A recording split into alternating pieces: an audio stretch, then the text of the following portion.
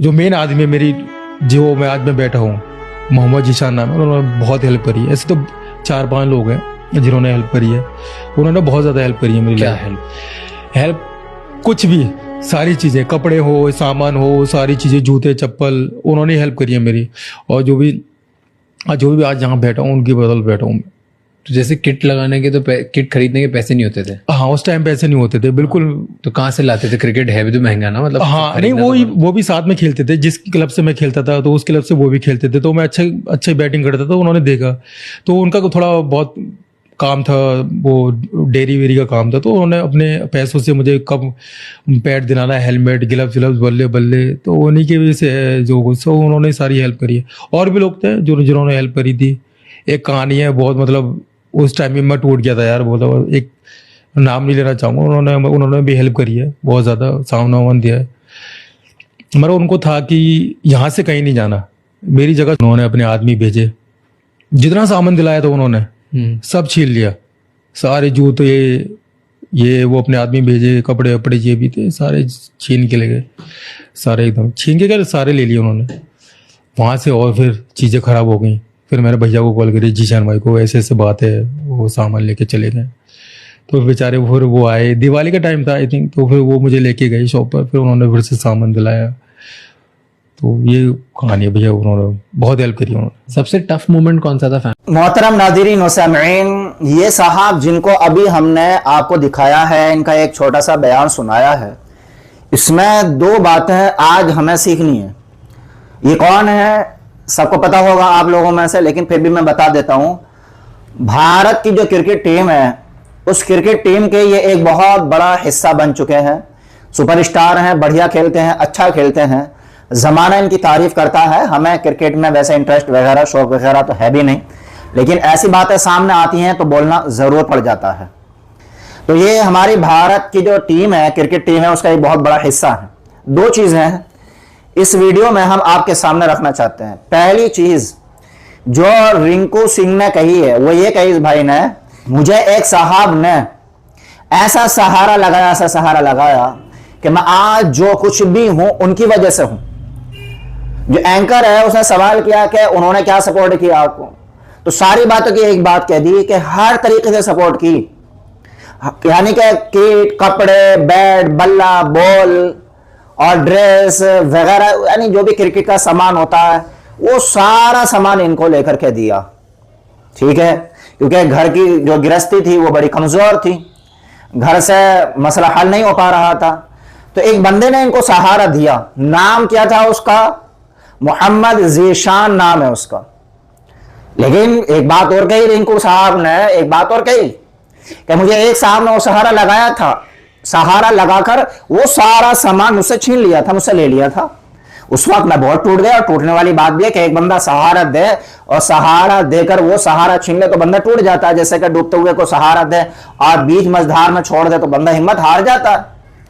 तो एक ने सहारा दिया, दूसरे को फोन लगाया, दुकान पर लेकर गए, सारा सामान खरीदवा कर दिया। ये एक बात तो ये नोट करने वाली कि सहारा किसने दिया? मोहम्मद जीशान ने।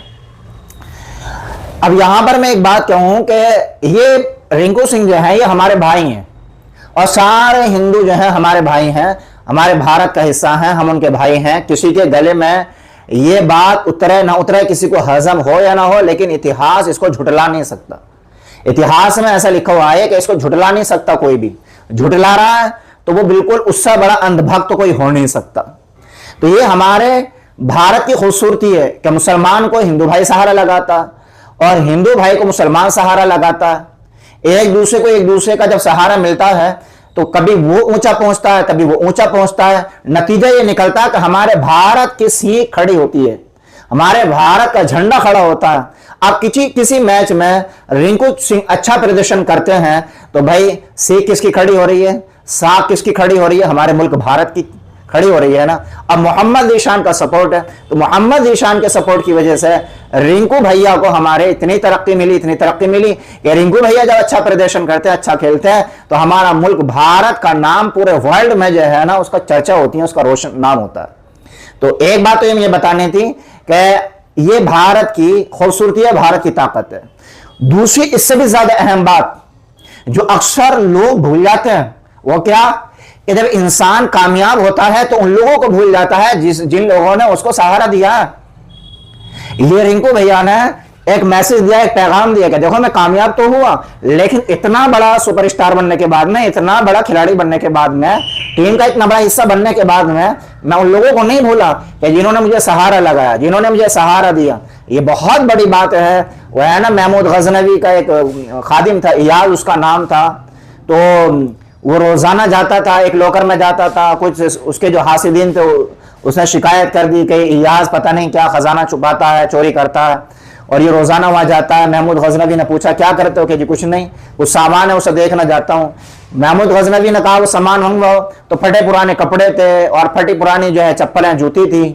कि ये क्या है कि जी मैं इन्हें रोजाना देखने जाता हूँ। क्यों जाता है कि जी मैं आपके पास काम करने के लिए आया था, तो इन्हीं चप्पलों में, इन्हीं कपड़ों में आया था, और मैं ये देखने के लिए जाता हूं कि आपने मुझे नवाजा, आपने मेरी खिदमत की और आपने मुझे इतना प्रमोशन दिया, तो कहीं मैं अपना आपा ना भूल जाऊं, कहीं मैं अपने उन बुरे दिनों को ना भूल जाऊं, अपने उन बुरे दिनों को ना भूल जाऊं जिन बुरे दिनों में मैं आपके पास आया था। तो बताने का मकसद यही है। ये सारा वाकया सुन के महमूद गजनवी की आंखों में आंसू है।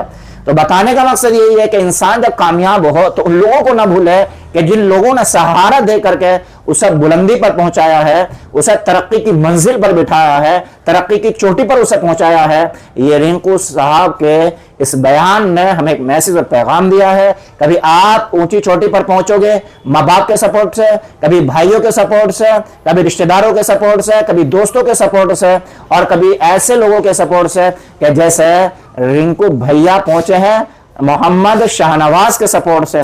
रिश्तेदारी भी कोई नहीं होगी, खानदान से जरा सा ताल्लुक होगा। तो कहने का मकसद यह है कि जिनकी सपोर्ट से ऊंचे पहुंचे कभी उनको भूलना नहीं चाहिए। अगर भूल गए तो इससे बड़ी फिर एहसान फरामोशी कोई नहीं हो सकती, इससे बड़ी फिर नमक हरामी कोई नहीं हो सकती। तो ये मैसेज पैगाम इतना आम कर दें, इतना आम कर दें, वीडियो वायरल हो जाए और हमारे मुल्क भारत के उन वासी निवासियों तक ये वीडियो पहुंच जाए जो हिंदू मुस्लिम को लेकर हमारे मुल्क भारत में नफरत की दीवारें खड़ा करते हैं, और उन लोगों तक ये मैसेज पैगाम पहुंच जाए जो कामयाब होते हैं और कामयाब होने के बाद में उन लोगों को भूल जाते हैं, उन सहारों को इग्नोर कर देते हैं कि जिन्होंने सहारा देकर के ऊंचा पहुंचाया और चोटी पर बैठाया, उनको भूल जाते हैं। तो इस वीडियो को इतना शेयर कर दें ताकि ये दोनों पैगाम, दोनों बातें ऐसी मानसिकता के लोगों को जरूर पहुंच जाएं।